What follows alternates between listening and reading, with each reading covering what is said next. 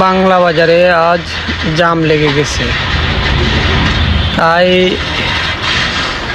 যাওয়ার পথে আর্মিদের গাড়ি দিয়ে জামটা ছুটানো হয়েছে। ওনারা নামিয়ে জাম ছুটাইছে। কিছু কিছু মানুষ আছে যে কোনো জায়গাতে গাড়ি খাড়া করে রাখে।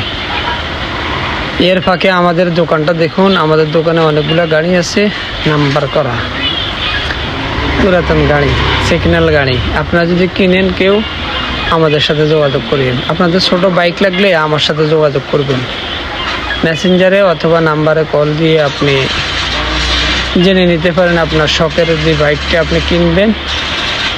আমার সাথে যোগাযোগ করুন, আমি আপনাকে অল্প রেটের মধ্যে বাইক দিব।